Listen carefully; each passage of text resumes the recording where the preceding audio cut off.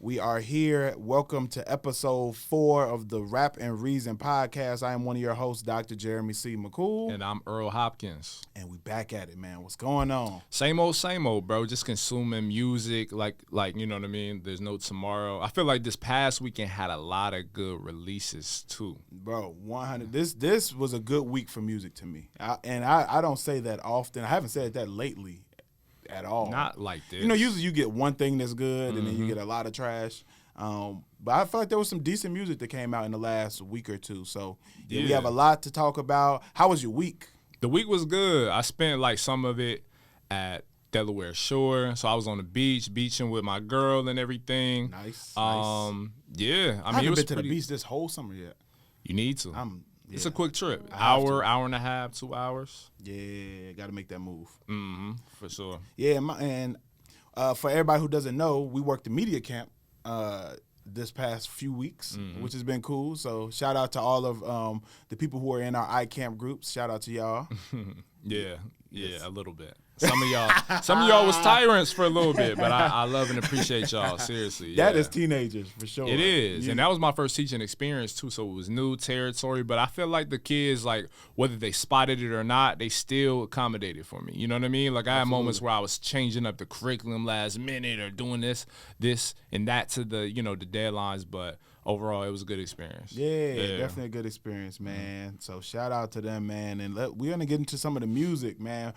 What's first? What have you listened to in the last week that you were like, okay, this is dope? Like, what song? There's a few that comes to mind, to be honest. Like, I've been listening to Denzel Curry, the what is it? The Mischievous South Part 2 or Volume 2. I've been listening to that crazy, but I would say a new record I've been really bumping Saturday mornings with Cordae and Lil Wayne. Like, bro, like you can just tell, like we always kind of felt this way about Cordae, but he's like a branch off of maybe Kanye or Chance's tree. Like I thought he was from Chicago for the longest. I didn't even know he was from North Carolina, just because he has some of them elements. Like he does conscious rap, of course. Those two did prior to him, like really ascending. But like it's just the sample driven records and like the beats, the concepts, like all of those combined. Like I've always been a Cordae fan. But I think like his new track with Lil Wayne, Saturday Mornings, like it's just another reason for me to get excited about Cordae again. Yeah, I think Cordae is one of those ones. I definitely think he is. I look at him the same way that I look at JID, where I think that they're the new class. That they give me hope for the next generation of hip hop. They're the ones who are in their 20s that I'm like, yeah, they are. I think JID's in his 20s. I might just be making up. I think he's just turned 30 or something. Okay. So still in the same bracket. So those are the ones who I'm like, yeah, these are the next runners up for that spot. For sure. So I definitely love the song. Wayne went crazy too. He went crazy. Wayne has been on a run. He's been going crazy like the last few records I heard him. The last few, Wayne is rapping like he has something to prove. There must be an album coming soon because the way he is hopping on these features, it's not just these aren't just like, let me just hop on here and do this little verse real quick. Right. No, he's taking this quick bag. These aren't quick bag verses. No, he's rapping. These are. I'm trying to out-rap the person I'm on the song with verses. Right. Which is always like Wayne in his bag. And he does it so easily. Yeah, and for this one, I think Cordae and him were on par. Yeah. I don't think he killed Cordae. No, he's not killing. I'm just saying, like, but I could kill you with a verse type verse. Yeah, it's that energy. Yeah, it's that energy. Always with Wayne. It's that energy. And that leads to the next track that we were going to talk about. And that is DJ Premier. Is it Premier's track? It's Premier beat. It's Premier. It's Rick Ross, Wayne. Anybody else on there? I think so. I can't think of it, but regardless. Like, but that one, Wayne again, bro. Now Wayne. There was some yellow tape on that one. You think so? Yeah. Nah, Wayne out-rapped that. Oh yeah, he out-rapped it. That verse was crazy, and I think he's sounding like old Wayne. For sure. Do you feel like where was the drop-off to you? Like, do you feel like there was a drop-off where Wayne was kind of like hit or miss or just wasn't up to the same standard? I don't know if I would say drop-off. Yeah, I wouldn't say that there was ever a drop-off where I was like, dang, Wayne is just rapping bad. I do think that there was a time where I was like, Wayne verses weren't as meaningful. Okay. And I don't know it might have been what he was talking about in the verses, not as much so the metaphors.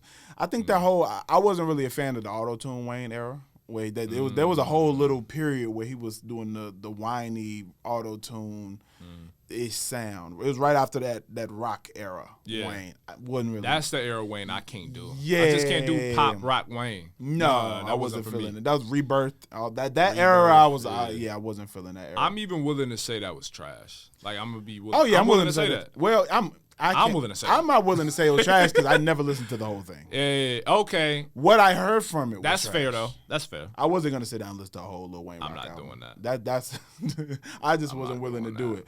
No matter how much he dresses like a rock star, I'm not trying to. I need to hear Wayne rapping. The truck fit era Wayne was a wild era too, bro. Like people was wearing leopard and elephant print like shorts, bro.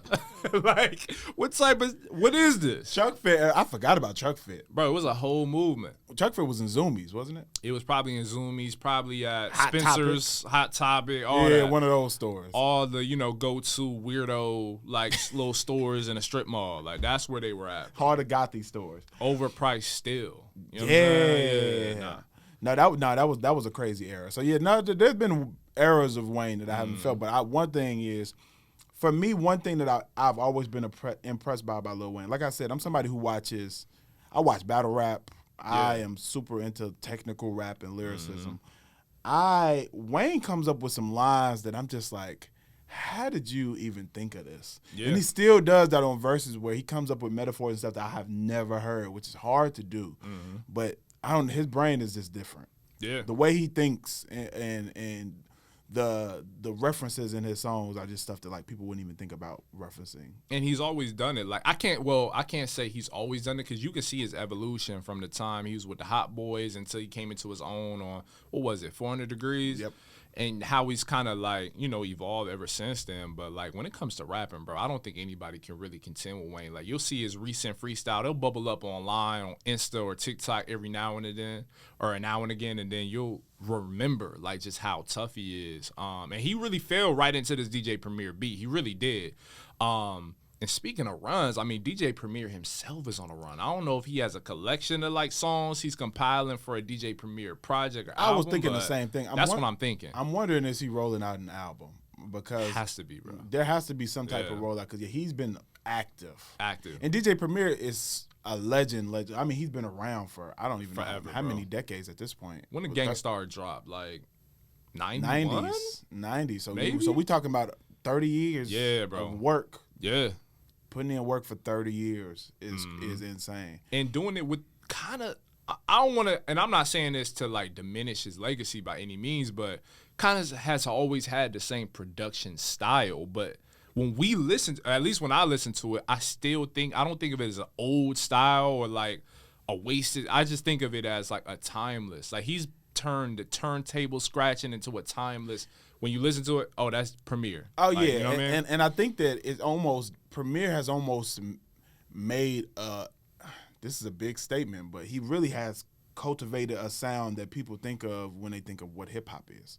I think when you think of a Premier beat and you think of the scratching on the Premier beat, I think that is like the go-to sound that people think of when they think of what hip-hop sounds like. For sure. It's that. So I think that Premier has really, really stamped himself in that way of like his production styles are like synonymous with what the culture is. Right. Yeah, which is very hard to do. And I mean, some of the stuff he's done with Jay-Z, insane. Insane, bro. Like I think a DJ Premier, I think he has some of the best intros I've ever heard. Like I'm trying to remember the Jay-Z, I think it was Volume 2, like Life and Times of Sean Carter Volume 2. One of them, it may have been Volume 1 where he said 1 in a million, like it was an Aaliyah sample. Oh, yeah, And he scratched it. I'm like, bro, this dude is crazy. Like, different. Premier is just different, bro. Yes. Shout out to DJ Premier, man. A legend. Yes, and we're trying to get you, try and interview you for the book. I'm willing to say that. No, we need to say that. DJ Premier, we need Check you for your this book, email. man. Please. Check your email. You or your publicist, whoever it is. We need you on this. This is for the culture. We need you as a spokesman for hip-hop. So, and just as a reminder, me and Earl are writing we're currently under a book deal. We're writing a book about socially conscious hip-hop, specifically the impact of Kendrick Lamar and J. Cole. So, yes. Yeah. We've done about, 4 or 5 interviews thus far? We done done 4 to 5, maybe even 6, maybe if I'm not thinking straight. But yeah, we done some work, but we need like voices like a Premier for sure. Yes, Premier, Common, like Sway Calloway. Yes, all the greats. Yes, sir. So that is definitely something that we're looking forward to rolling that book out. Yeah. And we'll start teasing soon in the next, I'll say in the next few months, we can start rolling out who some of the interviews are. We can definitely start rolling out by that time because, like, we'll be even deeper into it than we already are. We do need to do some catch up, but, that's another story. That's another story. Another pod, maybe. But, another pod. Yeah. But another producer to me that, like, has had – because, like, the thing about producers, what I notice is they're probably more aware of when they need to rebrand or just like reinsert themselves back into like the culture. Because I think of someone, when I think of rebrands or just a reactivation, is Hit Boy. Like for a time, Hit Boy, he was known as an N-Words in Paris like producer, right? And then kind of had a lull or a period where he was kind of quiet. And then he came back and linked up with Nas with King's Disease and just it's been going up ever since, bro. Yeah. Hit Boy had a great rebrand. Hitmaker, probably one of the biggest rebrands. Young Berg to Hitmaker is a crazy rebrand where it's so much so that when people hear the Hitmaker tag, they don't even think about Young Berg. No, 100%. They don't think about that Transformer chain that he got snatched. Or he got. Why you? I'm just saying. Why you it have happened. to go there? Why? I can't ignore it. It happened. I thought you were gonna mention the songs. Like, well, how you go to the chain? It was viral. Like, that was my internet back then. That was my big internet. You were a World Star hip hop kid, weren't you? I was. See, I used to watch the I forgot what they were called. They were like the Hottie of the Week or something. That's what I used to watch. It was in my bro. Like I was that World Star hip hop consumer. You were a World Star. You were their demo, bro. That was like blogosphere. That was like one of the biggest outlets, and that's where you would download mixtapes too. No, yeah, no. You could download mixtapes there. I was more of a Dat Piff. Dat Piff for sure. I was a Dat Piff live mixtapes. I was more on that hot new hip hop. That was hot my new whole hip hop. round. Yep, that was another one. Yeah, and then I was a LimeWire child. So I'm one of the people. It's past the statute of limitation. I'm probably one of the reasons why streaming exists. Yeah. Yeah. Honestly. No, man. That changed. That was an era. It was an era. What do you think about so we name Hit Boy, Hitmaker, like. Who's another person to rebrand? Like, just in rebrands in hip-hop, I feel like very few do it well.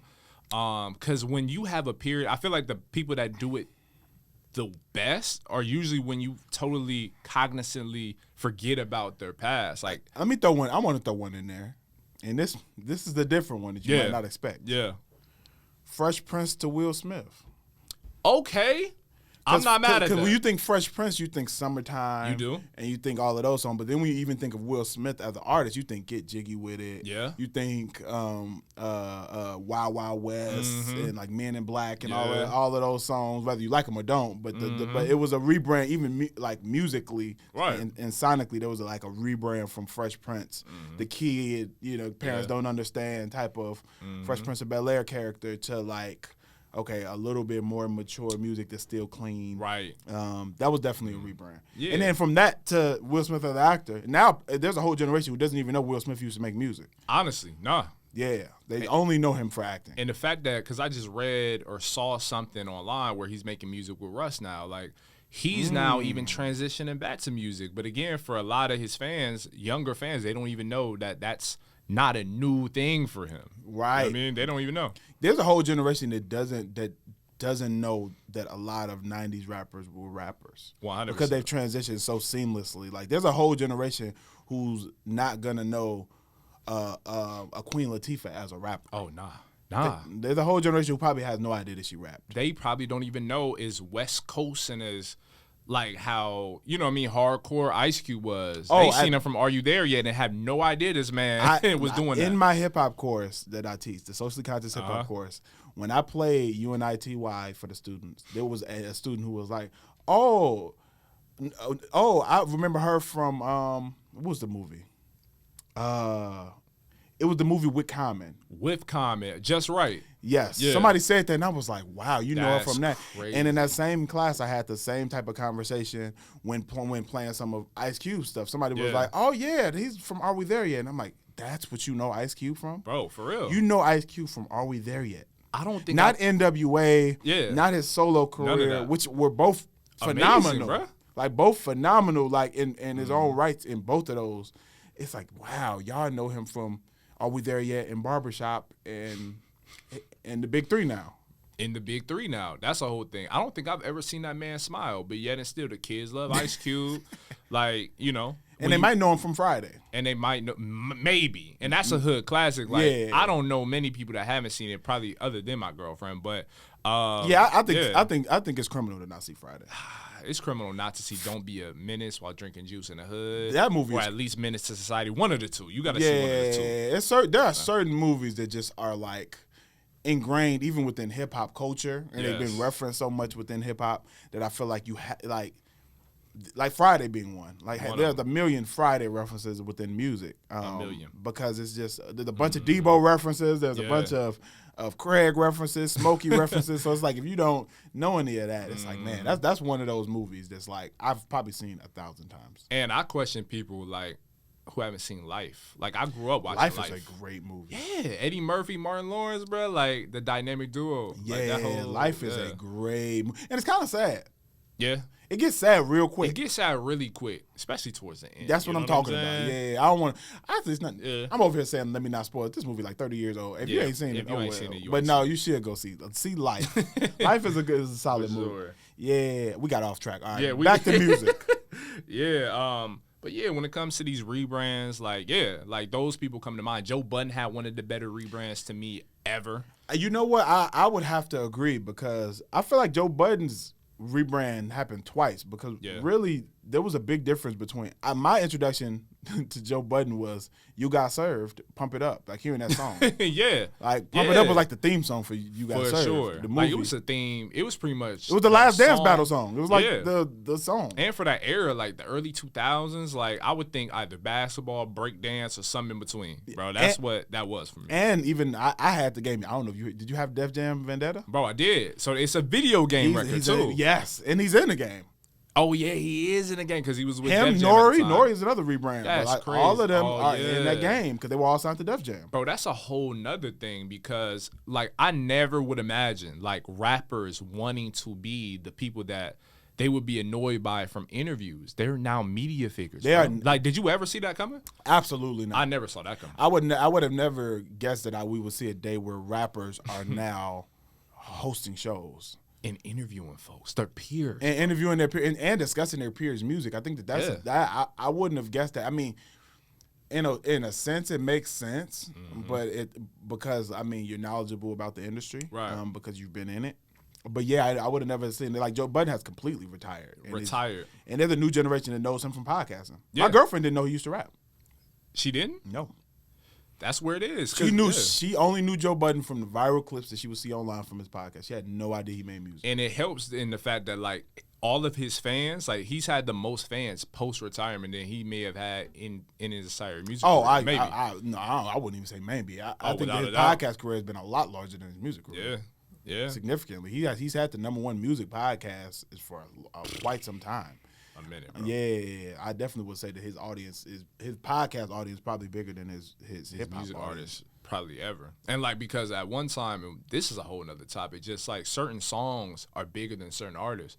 I knew Pump It Up as a kid, but I didn't know who Joe Budden was. But that's what I was saying too. That the Pump It Up, he went from Pump It Up and then he went a completely different route with like Slaughterhouse and like his mixtapes and stuff that he was putting out that were way more lyrical. Yeah, and like. So his artist career, there was a rebrand there. It went from the like Pump It Up club music guy to like the serious lyricist who's rapping amongst the Royce da 5'9" and such. So and that's a good rebrand. Yeah, no, it is, and it's rare to do it well. Like another one, probably one that comes to mind for a lot of folks is Titty Boy. From Titty Boy to 2 Chainz, like from leaving Player Circle to being a solo act. Yo, to think there was only so far you can go with a name like Titty Boy. I'm not calling no grown man Titty Boy. Like, and I feel like at a certain point he knew that, or somebody had to tell him, like, bro, that's just not gonna land with most folks, bro. Like, there's a cap to that. There's a cap to the bottle, my brother. That name, that's a crazy rap name. Yeah. Yeah, no. 2 Chainz, that was a great rebrand. Oh yeah, bro. And I always say like 2 Chainz, like to reach that pinnacle of his career later in age is like amazing in hip hop, because hip hop is very youth driven. It is. Most hip hop artists are introduced to their to the world in their early 20s, right? Maybe mid to late 20s, maybe, but not usually even in the 30s, let alone 40. So like. Great rebrand. Yeah, because you got to think back in the 90s, like Jay-Z's first album came out probably when he was around 26, I believe. And he was looked at as someone that kind of started late. Like he was a bit of a late bloomer. So you got to think now, like we're listening to people for the first time at 17, 16. Because how old was Chief Keef? Like he had to have been 16. Around that age, high school age. Like I'm listening to an artist from Florida named Lil Tyler. Like when I first heard him, like he was probably about 17 years old. So it's just like crazy how it's the floodgates have kind of opened up when it comes to artists. Yeah. I definitely think, and I think people owe some of the child acts, going back to Bow Wow and the Romeos and like the kid acts who came before them, who kind of like laid out a blueprint of, hey, you can be a kid artist in hip hop. Wayne. Yeah. Another one who was young when he started, And has lasted the test of time. Yes, and it's still active. So, like, any artist who's been around for 30 years, man, I just feel like you have to salute them, because hip-hop's only 50. I know, that's what I'm saying. Hip-hop's only 50-something years old. So, like, if you've been around for longer than half of hip-hop, you doing something right. That's impressive. And like that's why like I feel like when people have like best of artists lists or who's the hottest artist right now, you got to take legends out of it, because when you start grouping these artists, these long-term acts, these legends of the genre, when you start bubbling them up or categorizing them with like people that are just like really sparking, launching off like the careers, like that's unfair, because we look at these artists, like I remember like in the 2000s, I believe it was BET, they would have like who's the hottest new artist list. They would have a group of like media figures, journalists, whoever, start naming them off, and they place Jay-Z in the mix. I'm just like, Jay-Z, Eminem, Kanye, even at that time, do not need to be in these conversations, because they're up here. Right. You know what I'm saying? Right. Absolutely. Yeah. Definitely have to agree. Now we have another piece of media we need to. So you mentioned Queen Latifah, you mentioned some of the other women artists. Like for you, and we just mentioned best of too, like who's like some of the women artists that you listen to? Because right now I feel like I don't want to call it a renaissance, but it's just like when it comes to the quantity of women artists that have ascended. Because for a time it seemed like there was only one that was chosen at a time, or a select handful. But now it's like the field is wide open. Yeah, I would say now there are the most that are recognizable. I don't know if it's I wouldn't call it like a golden era for women in hip hop or any of that, just because I don't think that necessarily the quality is better than it was in the 90s. Because you still got to think like Lil' Kim, Foxy Brown, Queen Latifah. There was a different era slightly, but some of those overlap. Like even like when you're talking about like Lil' Kim and Lauryn Hill, those still overlap. Yeah, even before them, Moni Love, MC Lyte. So I mean, but right now it's definitely the time where there are the most like recognizable known women in hip hop. I would comfortably say. Some of the ones I like, man, who I wish got more attention, I would definitely say one is Rhapsody. Rhapsody for sure. Rhapsody is, I mean, her last album. Hard. And we talking underrated. We talked about that last episode. Yeah. We should have mentioned Rhapsody. Rhapsody is completely underrated. And anybody who has not listened to Rhapsody, please listen to her. I think her last album is a good starting place. So please listen to her last album. I mean, she can rap amongst the best of them. Anybody. Yeah, Rhapsody is nice, man. So that's one. I really like Tierra Whack. Tierra Whack is dope. Tierra Whack out of Philly. I think Tierra Whack is dope. Like, very different sound. I liked her last album, too. Worldwide Whack, yep. Yeah, Worldwide Whack is another phenomenal project. I like her production. I like the fact that she definitely experiments with sounds a lot. Yeah. But she'll still get back to the bars. She will. You know what I mean? So she'll experiment and do some sing-songy stuff, but then she'll also give you a track where she rapping. And I think that is very impressive. So out of the ones who I like, I would say that those two are the ones who stand out to me. For sure. Like, and we already know if you're listening to this, you're a hip-hop fan, so you know about Megan Thee Stallion, Glorilla, and like... Right. obviously Nicki is in the class of her own. We don't need to mention Nicki Minaj. Who's your favorite out of the bunch? I would say out of the bunch, like, we talking popular artists or someone like that doesn't get enough shine. I would say anybody and any other women rapping right now. You know what, man? I would say for me, I'll put Flo Milli in that conversation. Okay. I'm really rocking with a girl who's who really is collaborates with Denzel Curry a lot. Tia Corinne, I really rock with. Okay. Just her style, her flow. I love Bia. Like, I actually saw her perform. I was covering a concert she did in Austin, Texas, 2 years ago. But this is when it comes to quality, I don't think it's necessarily what it was, or it's not what it is now, as compared to the 90s and everything. But I feel like I love the fact that they're not contending against each other anymore. It doesn't feel like hip hop, especially a male dominated genre, they're not pinning the girls against one another as much as they used to. You don't think so? No, I don't think so. They're not pinning Cardi against. This is not a gossip podcast. Yeah. I mean, I don't know about that. I feel like it's been Meg against Nicki. It's been Cardi against Nicki. It's kind of been Nicki against. That seems so distant. I don't know. That feels distant to me. Because I feel like, especially with Megan touring with Glow and this person touring with another, you know what I mean? I don't think we would see that as frequently back in the past decades, you know what I'm saying? That's true. That's true. I gotta agree. I definitely think there's a bunch that has more camaraderie amongst each other. And they have no reason to. Meg, I don't know if they signed to the same management. They definitely not under the same record label. So it's interesting how Meg and Glow are even touring together, or how this person, JT, is collaborating with this person. You know what I'm saying? I love seeing that, though. I love seeing that collaboration because it'll just make them better as artists. You know what I mean? And I definitely would agree with you. I think Flo Milli has. I discovered her recently because my girl listened to her, but she has a very distinct sound. She does. I remember when I first heard her, the way her voice, I was like, oh yeah, that it stands out a lot. Yeah, I think she sounds drastically different than all the other women. And we speaking of artists that kind of rose up from being a child rapper to a superstar. Was Flo Milli a child rapper? No, I was gonna say Lotto. She's not a superstar at this point, but she's to me a star. She has star potential because she can rap among any of them, alongside any of them. Sure. You know what I mean? It's just a matter of I think finding her voice. Yeah. But yeah, I love this era, bro. I really do. It gets me excited. I love that I could let you take the lead on this. I don't listen to none of these people you name. Should, bro. It would surprise you. No, but the thing is, I shouldn't just because of subject matter. Yeah. You gotta take the backseat on that sometimes. Yeah, to me, it's only so much I can listen to of some of those acts. I listen to Rhapsody because Rhapsody, she raps a lot of stuff that relates to everybody. Right. You know, it's hard for me to sometimes listen to. I can't really listen to a lot of just because of the stuff she's talking about, and I know she can rap because of the stuff I've heard. Yeah, I'm she can rap, but it's I can't rap alone. So.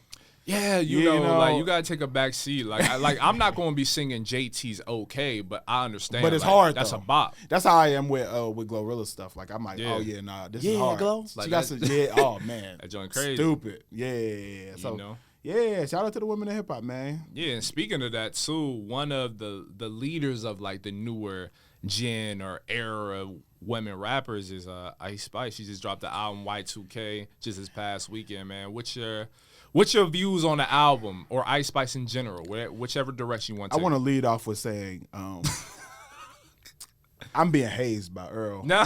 He keeps making me listen to stuff that he knows I don't want to listen to. And he does this intentionally where he sends, hey, I think this is what we should talk about. And I'm just like, but why? Yeah, bro. Because he knows the type of music I listen to.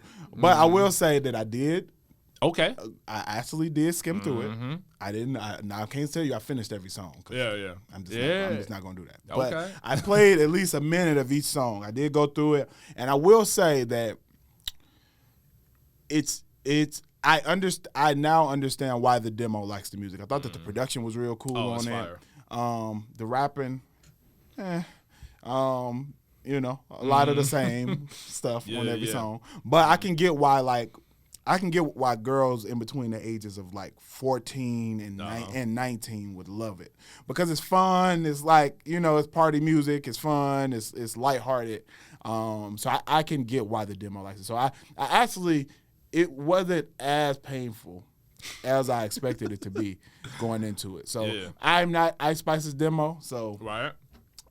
She's not making music for me, but I thought the production was cool, and I could get why people in that age, because when you think about it, like we had fun music when we were kids. Right. You know what I mean? When I was a kid, Soulja Boy had it rocking. Oh, you know what I mean? Soulja Boy had it lit. D4L had all the dance songs, and like there was fun party music that, like, even though the subject matter it was stuff that kids shouldn't listen to, but like it was just fun.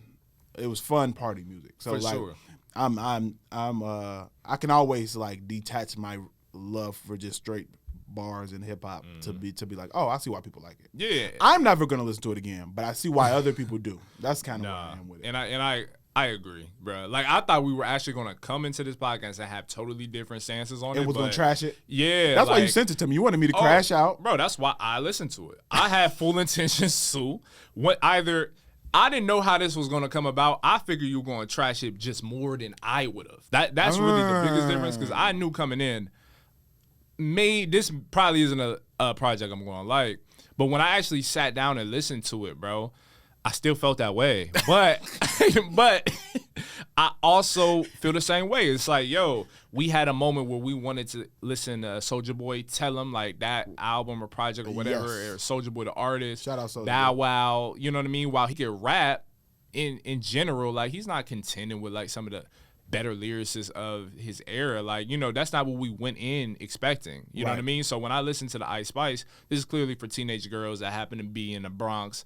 In there, you know what I mean? Like small, like not why I gotta be small, but like they're home and like they just looking to have a good time. Bro, first of all, why did you make our audience so small? You went specific to the Bronx. This is specifically for. You basically just said the young broke girls in the Bronx. That's what you just said. I'm saying young New Yorkers, like, but specifically in the Bronx, because she's from the Bronx, and I just know she got like probably heavy ties there. It just seems like this is for them. Yeah, you know what I mean? Like, cause she hopping the beats, like Riot, that's his name. Riot, that's her producer. Okay, and I think her like partner. Okay.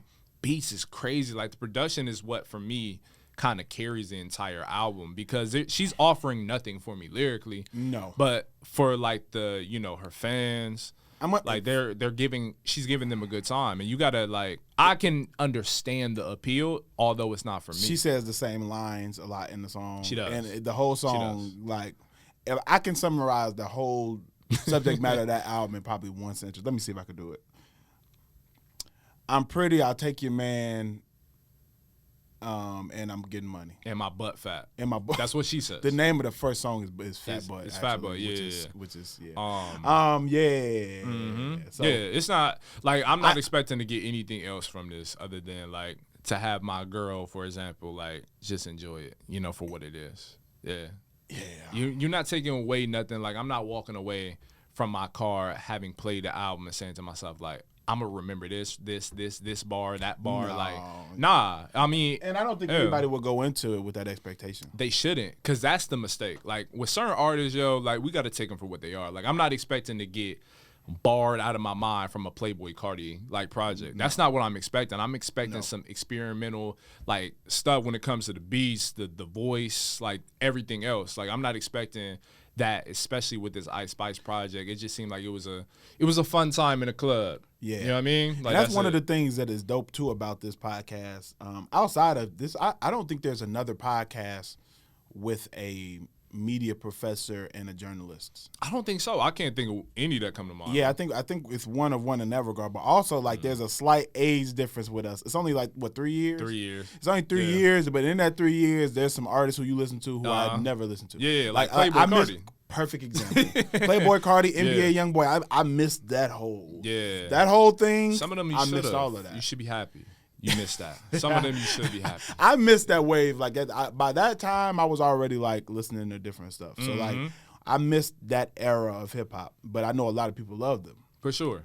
And it's crazy how a few years can like it switch can do that, audiences. Bro, I'm talking to people that like some of my comrades, yo, that just happen to be like maybe like, because I'm 27, they're probably like 22, 23, and their taste is completely different. I feel like when it comes to hip hop, and that's why it's such a young man's sport, that's why it's always kind of been deemed that way, is because even something like that small gap between 22 to 27, 5 years, it can mean a lot to the consumer because how you determine who you listen to is how you grew up with. And of course, regionally, it has something to do with it. But that gap seems like a wide one within hip-hop. Yeah, regionally. And then I would also say it's because of what you listen to during your formative years. For sure. So I think that the music that you consume in that, especially in that teenage bracket, like from that 10 to like 13, 10 to 14, like that's going to be the music that's going to be very special to you and that you're going to look at different. Even like Travis Scott, like I know that you rock with Travis Scott heavy. Yeah. Me, I was always like, okay, it's cool, because I was already in college by the time Travis Scott's music really popped off. So it wasn't like I didn't experience Travis Scott like in high school. So for me, experiencing it a little bit later, I was like, "Oh, it's cool. It's some party music." That's but crazy. I didn't dive into it though. Because like you're in college, so when I'm in high school listening to Travis, I'm like, I love this because I can't do any of the lifestyle things that he's doing. Whereas you were in college, but college is college. But you gotta think though. I'm in college in Illinois with other people from Chicago at the same year that drill starts. Oh yes, it's done. So they're not playing done. Travis Scott at the parties at the stuff Probably we're going not. to in college. They're playing all the drill music that's going crazy in Chicago is what's more so being played. So Travis Scott, they might play, I get them goosebumps every time, whatever song he had out at that moment. Yeah. But they weren't playing a lot of his music, Because when I was hip to Travis, that was days before rodeo. Like a lot of Travis fans, they listened to Al Farrow. I didn't listen to Al Farrow until before then. So this is probably 2014 for me. Yeah, like it was just a different time, but drill had exploded by that time, and it was in full swing. Yeah, it was in full motion by 2011 when I started college. So. So because I can remember when I was in college, what's that joint with Chief Keef? Finito. Like Finito was my first 2 years, bro. That was played at probably every single party I've been to. Yep, and ours was even before that. Like I think Love Sosa came out my freshman year. Oh yeah, that's that. And Love Sosa, I don't like remix with Kanye. All that came out freshman year. It's out of here, bro. Yeah, they were playing a lot more of that. So the sound was more so drill and trap were like the biggest things that were kind of playing at that time, more so than Travis Scott. Yeah. And it also could be the schools you went to too. It could be. And seeing how shout out to WIU, but it was a little ratchet. And seeing how like Chicago like went from that period, carried over into some years, and now how like some of the legends like a Common, a Lupe, are kind of circling back, like placing their feet firmly on Chicago soil again. Like I know you listened to his album like this past weekend. Yes, Lupe Fiasco. I finally got a chance to dive into the Samurai album by Lupe Fiasco, and amazing. Yeah. And I didn't realize it was that short. When I heard about it, I had a lot of people who were like, hey, you need to check out Samurai. And now, mind you, I'm somebody who grew up at young ages. I grew up listening to Lupe Fiasco's music. Yeah. So I was from Food and Liquor, The Cool, even Revenge of the Nerds, the mixtapes he was putting out. I've always been big on Lupe's music. But there was a drop off where I kind of stopped listening to his music for a while, and I would probably say it was maybe after Lasers. After Lasers, that's what it was for me. Yeah, after Lasers, and I think it wasn't necessarily even intentional. I think I just stopped hearing about his music as much more, and just Kendrick and J. Cole kind of like filled that gap of where I would typically be listening to Lupe's music. But this album, for all the Lupe fans who might have dropped off and were like, I haven't listened to Lupe Fiasco in a while, but I used to love his music, you should jump back on here. I think this is good. This I think Samurai is this sounds Food and Liquor-esque. Yes. I mean lyrical. I mean rap even on the intro. I mean he starts off like rapping at one of the highest levels that I've even heard Lupe rap on. Now, shout out to Lupe. Lupe also teaches a hip hop course over at MIT, so shout out that. But yeah, he still can rap. Yeah, extremely well, and he really shows it. Even in this short album, I think 8 songs. Yeah, 30 minutes. Yeah, 30 minutes, very short. Yeah. But real smooth. I like that he chose this one. It has a very smooth melodic feel to it. But he's like rapping I mean, at an extremely high rate and talking about some real stuff. So I really would recommend this album for anybody who hasn't listened to Samurai. Check it out. If you've ever liked the Lupe Fiasco's music, this is on par with that. The only critique I even have, this not even really negative, but something that I think might have been missing is that I would have liked to hear another voice on it as far as the vocals, as far as like the hooks. I think some of my favorite Lupe songs have like singers on it, you know what I mean? Whether you're talking about the Daydream type of records or the records he has. I want to say her name is Sarah Green, who's featured a lot on some of his albums. Yeah. I might be getting her name wrong, but he usually has a lot of vocalists who are featured on there. I would have liked to hear a little bit of that on here just to break it up. I think that him having some actual vocalists on here would have helped, but it's a phenomenal album. I salute to Lupe for this one. I think this is that Lupe that a lot of people missed. I think they were missing. Because for me, as like, you know, I grew up in the Midwest like you, and I've always been a fan of Lupe, but there was a time, especially after Lasers, where I kind of dropped off. I feel like in the right situation, and the right maybe production team or just collaborators, like Lupe is always capable of doing what he did on Samurai. I think it just has to be, it's all about timing for him. I don't know what the key element was kind of missing, or the ingredient that was missing in between those years. And maybe he wasn't missing nothing at all. But for me as a consumer, like I was just like, I'm not really caught up on Lupe. It seems like he's doing a million different things. He's a freaking karate master, like, or some type of high-level martial artist. He's teaching at MIT a hip-hop course. But with Samurai, maybe he's doing all those things, and it just masterfully came together for this type of body of work. But like, bro, it was seamless. It melded together really well. I have to say that I really do believe that Lupe was blackballed. You think so? 100%. Okay. I think that after Lupe started speaking out about, he was early with speaking about what's going on in Gaza.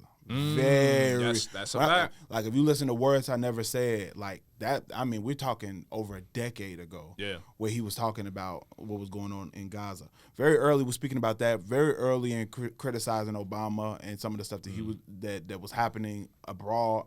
So I think that right around that time, I don't know, somebody pulled the plug on Lupe where he wasn't getting the same looks and the same commercial opportunities. And it's just my theory. It's just from what I witnessed in his career. Right around the time when he started speaking on a lot of different issues, he stopped getting as many looks. And I don't know if he intentionally pulled back and was like, maybe I don't want to be mainstream anymore. Yeah. Or if it was a blackballing. But to me, it looked, from the outside looking in, especially as somebody who listened to his music for a while and being in Chicago, it definitely seemed like right around that time, he stopped getting the love from the label support. And that's kind of the perils of being a socially conscious rapper. It's Absolutely. like sometimes you're ahead of the curve, and that can like, you know, handicap you a little bit. You know what I mean? Lupe is an example of that. I think of like a group like Dead Prez. I feel like they tackle some topics that kind of like people steered away from them for that same reason. Absolutely. You know what I mean? Brand Nubian. Yeah, Brand Nubian. Maybe a certain talk show host doesn't want you to perform on their TV show because of that reason. No networks want to like broadcast, you know, your performances. Like it could be anything. You know what I mean? And I feel like that's one of those things that again can kind of hinder you when you are a socially conscious artist. And I think that the only reason why Kendrick Lamar was able to kind of avoid some of that is only because number one, his rap style is fast. It's fast enough where a lot of people aren't even realizing some of the stuff he's talking about in some of these songs. Like when I first heard DNA, I was like, yo, I don't think, and I saw it playing on like, it was on 2K, and it was on like the NBAs were playing it during the finals and all of this, and I was like, yo, people have no idea what these lyrics are saying. And I think that Lupe wasn't like, Lupe was like, I'm not masking anything. I'm going to say exactly what the issue is. I'm going to put it in the video. I'm going to give you visuals for it. Unfortunately, I feel like he took some blowback professionally with his career because of that. Because of being so vocal and being like, I'm standing on everything that I'm saying. And I think he doubled down when making some different news appearances where he was talking about issues too, where I think that people were just like, yeah, nah. So. Yeah, and sometimes even like I think another example of that is like a Killer Mike, where it's like, yo, we rock with the music, we rock with Run the Jewels and everything else that you're doing, but sometimes your voice is probably maybe more appreciated than the actual music you're producing sometimes, because he would be on like, you know, some networks, some platforms, and he would talk about politics or talk about race relations and things like that. So sometimes even when you do make music that's palatable to like a wide audience, they still, you know, certain powers that be still go to you for this and say that you are this. And maybe they did the same thing to Lupe to an extent as well. You know what I mean? You are this, and we're going to put you in this box. Killer Mike, man, has made some, well, even pre-Run the Jewels and with Run the Jewels, I mean, some very, very heavy conscious music where he's saying a lot.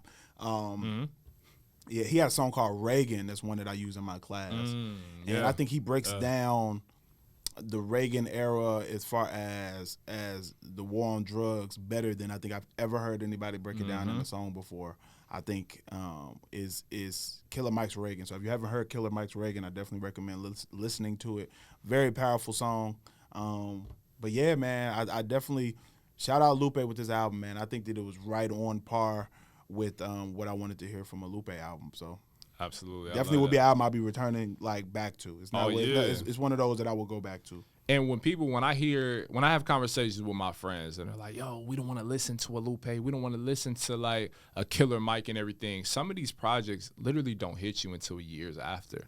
Like even with me as someone who consumes like, you know, trap and like, you know, pyro trap and like all these other genres that others would consider just mumble rap. They would put that in the category, right? But I also listen to conscious rap. So I try to get a nice mixture, even though some will argue it's impossible to do so, right? Like I try to like expand my palette a bit. You know what I mean? But I think it's possible to do so. I think that you can listen to, like for me, I listen to a lot of conscious rap.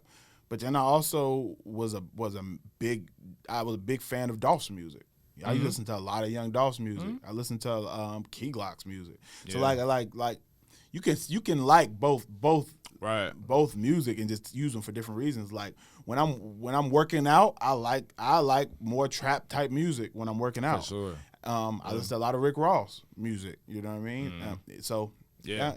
Shout out Rick Ross, by the way, because I like Rick Ross music. I've always been very big on Rick Ross underappreciated as an artist, bro. Very consistent as an artist. Very consistent. Like very production wise, you know exactly what you're getting when Rick Ross drops. I know exactly what I'm getting. And what I like is that he's showing his personality more. Like that whole "I'm the boss," like that. Yeah, cool. That was a time, but now he's showing himself like in the boxing gym or like with his trainer, like goofing around. You know what I'm saying? Like it's good to see artists kind of not unravel, but kind of unwind a little bit.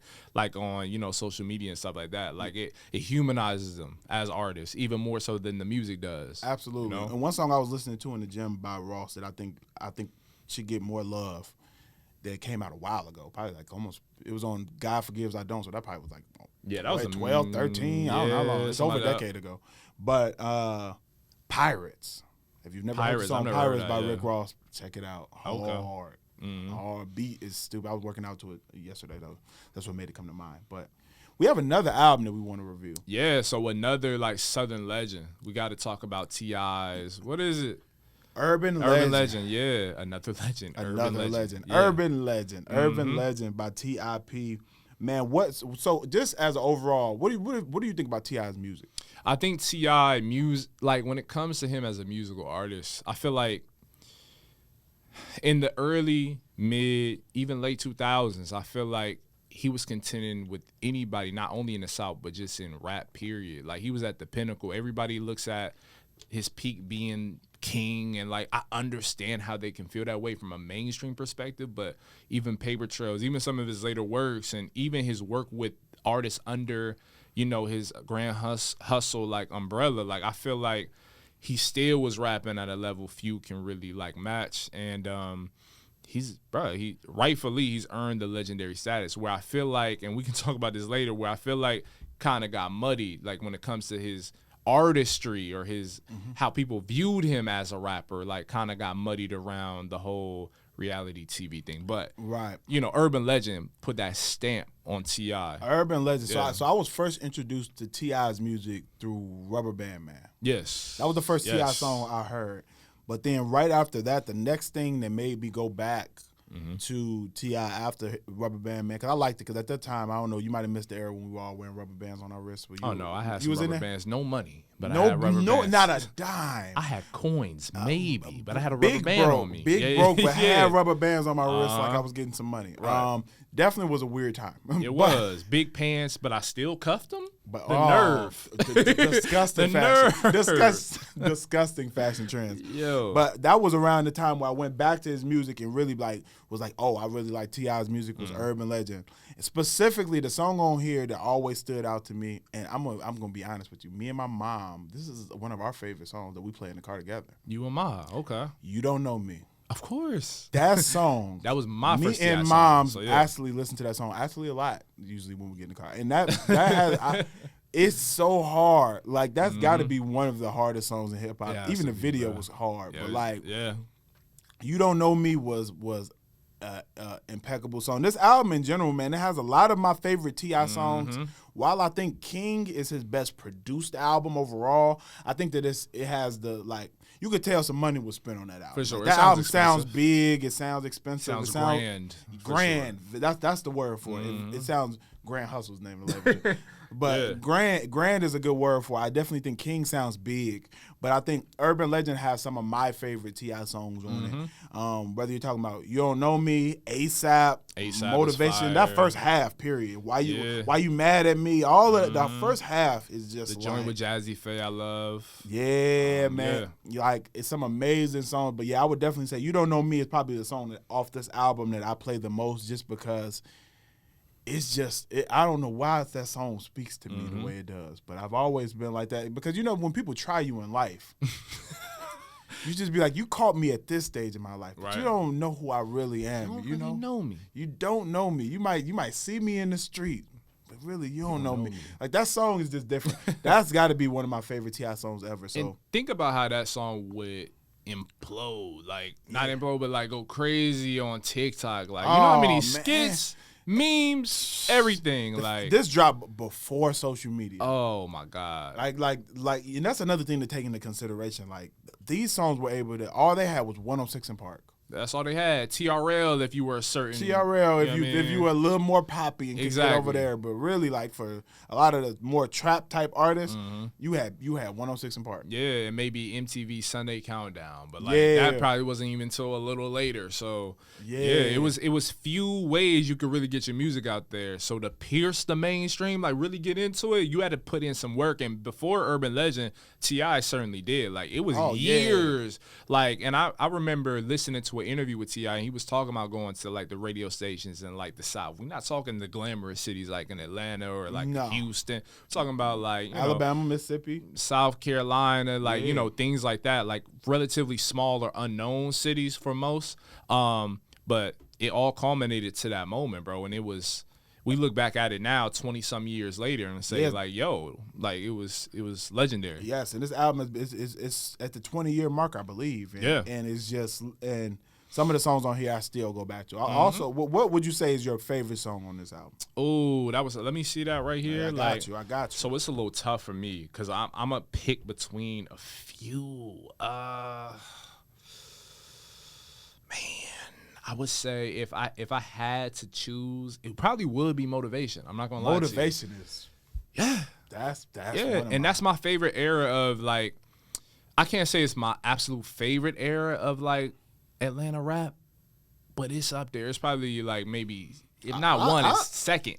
I don't know. That might be my favorite era of Atlanta rap. Because you got to think, I don't know if Jeezy's specifically from Atlanta. I know he's from Georgia, but that was the Jeezy era. Yeah, you know what I mean? Like, I was a man. Jeezy has had it locked.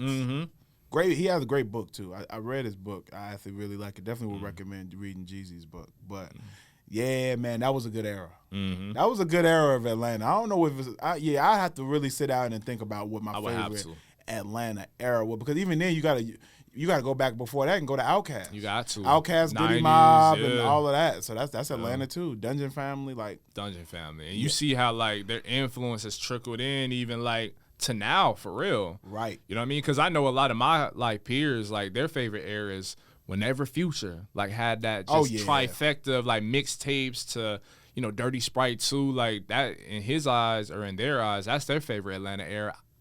I would have to sit down though. I can't pick. I can't pick. I can't pick off the top of my head. I would have to go down and look at the album releases from Atlanta artists and to really be able to pinpoint. Because like I said, I'm a big Outkast guy too. So like I have a deep appreciation for Outkast for sure. So I definitely would have to look and see what other artists were out in that era. But yeah, I would definitely say this album's a classic. 17 songs. Do I like every song on here? No. There are some songs that I would definitely skip.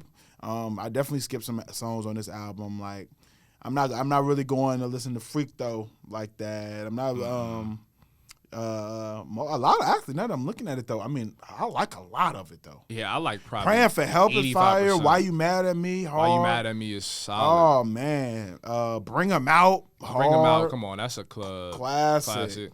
Yeah, I mean My Life. I mean, I like more of it than I don't. So classic album. And I mean, cause I talk to my buddies and we're always talking about albums and like thinking about how few albums have unskippable like. Like you know what I mean? Like there's not really many albums. In hip hop, maybe that'd be another topic. Yeah. What are the unskippable albums? I can't. For me, I'm definitely not making it to more than 10. I would probably struggle in hip hop. I'm talking about hip hop, not just If you go across genre, then of course. Because to me, Thriller, there's no skips on Thriller. Like personally, I might skip some songs on Thriller. What? I ain't on Thriller, bro. There's some songs on Thriller I skip for sure. That's crazy. And and ain't too many people who love Michael Jackson's music like I love Michael Jackson's music. That's wild. There's absolutely some songs I skip. What's your favorite Michael Jackson album then? My favorite Michael Jackson album.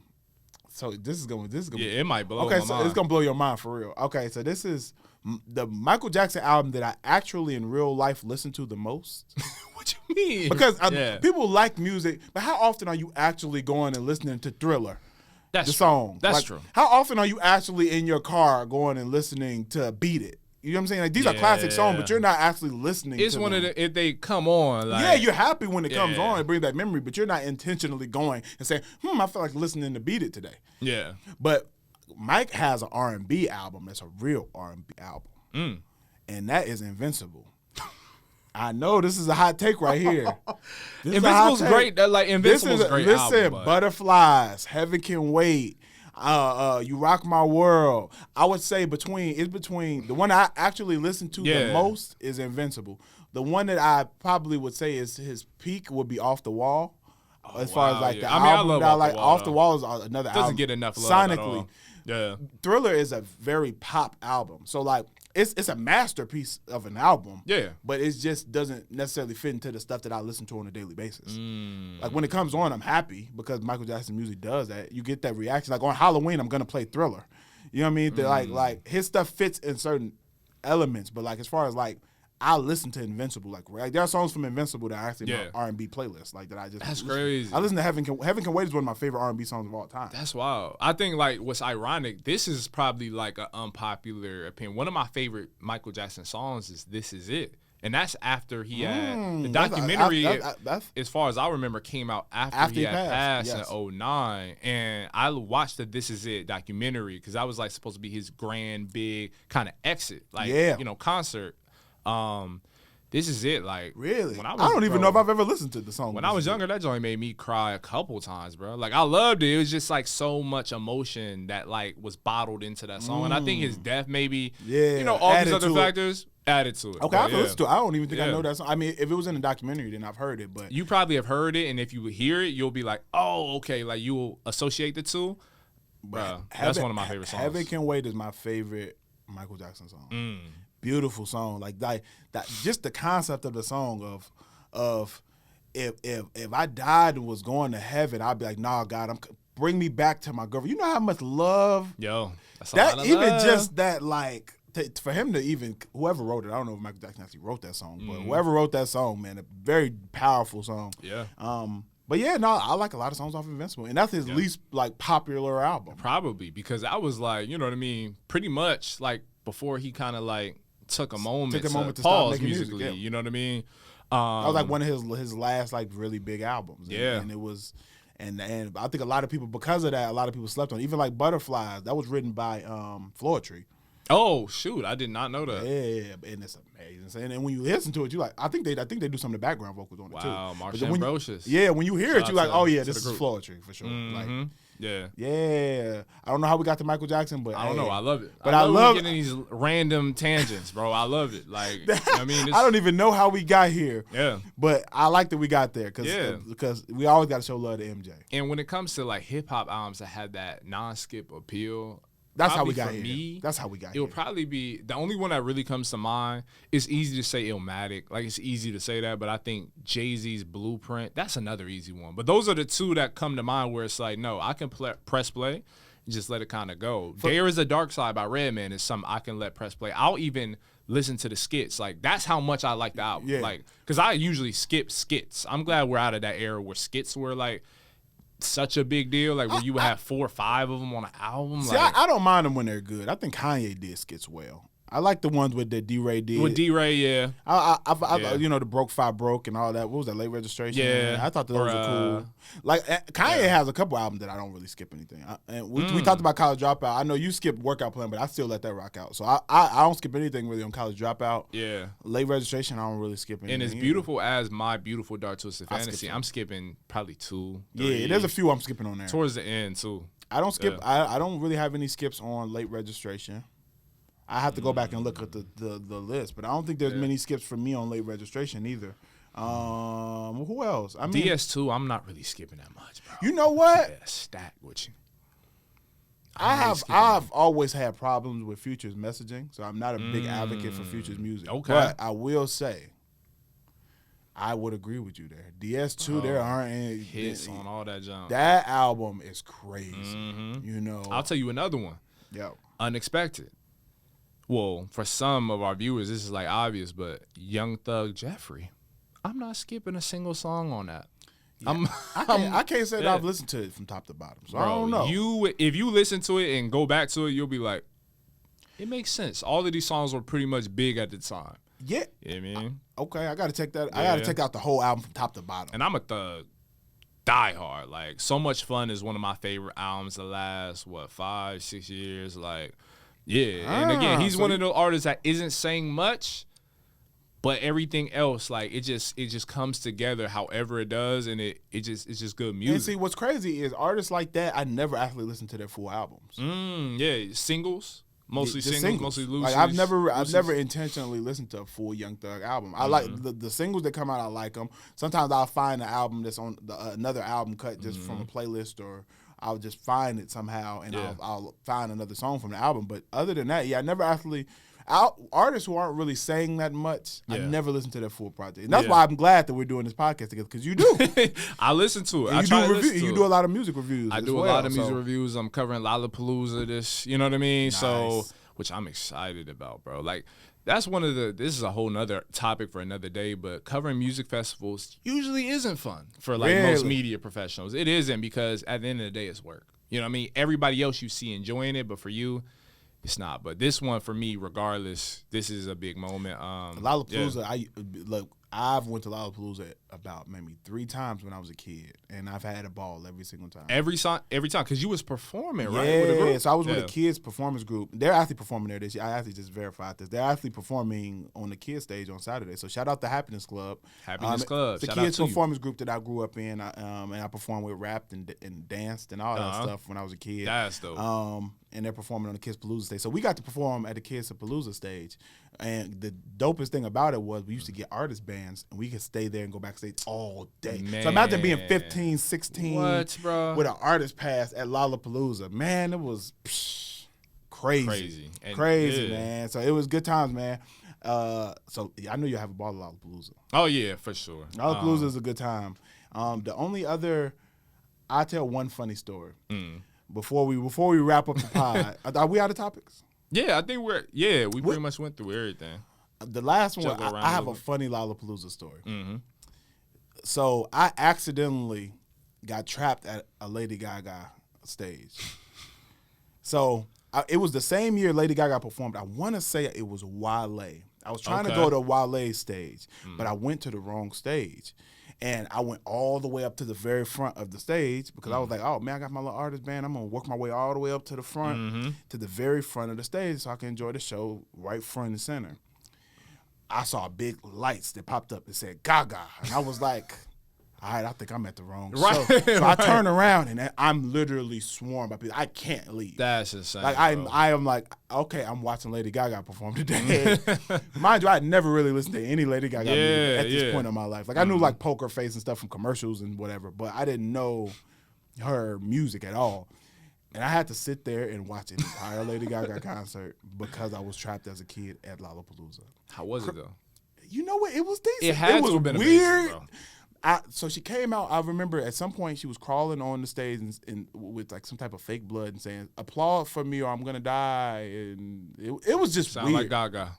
Yeah, it was weird. Yeah. But I ain't gonna lie, I didn't know she could sing that well. Oh, so that's what kind of threw me off. And she was playing the piano and she was like actually singing well. I was like, oh, she's actually really talented. I didn't know. Yeah. I just thought she was just like, you know, I just knew her for the weird look, like the appearance, and the costumes, and like I thought I never really actually paid attention to her talent because she's a talent, and again, she's classically trained. Yeah, I didn't even know that until like years later. Same. And also, what I didn't know, and we were talking about like artists either rebranding or shifting, or Akon founded Lady Gaga, bro. So which is so come on crazy, like that's crazy of all people. Yeah, that's random, bro. But that's the power of music. It's like even within hip hop, you can spot a talent from, you know, a mile away. And Gaga was one, you know, you couldn't pass up if you saw her or noticed her. And she's transitioned to like acting, and she's an amazing actor, bro. It's always cool when artists discover like artists that are in completely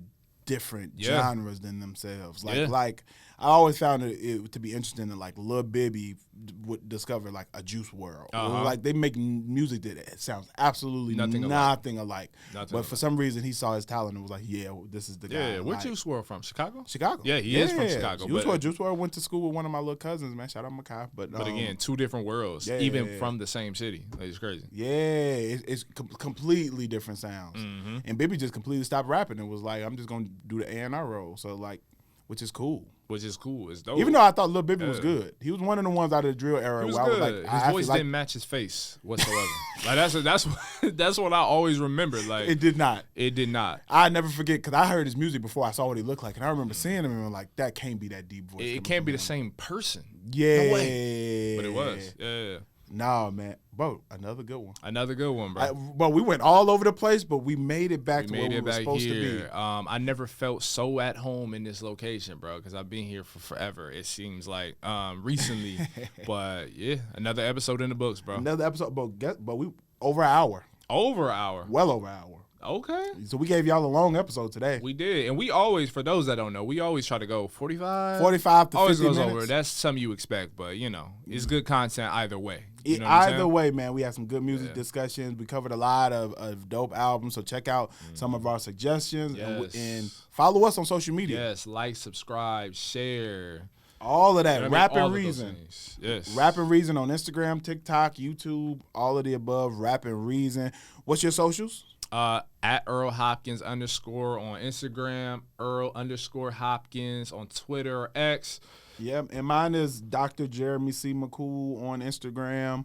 I have an X account, but I don't use it that much. But you can find me on there. I think it's Jeremy C. McCool. So, yeah, man, holla at us. And we'll see y'all next week with another episode, man. Signing off. Rap and Reason.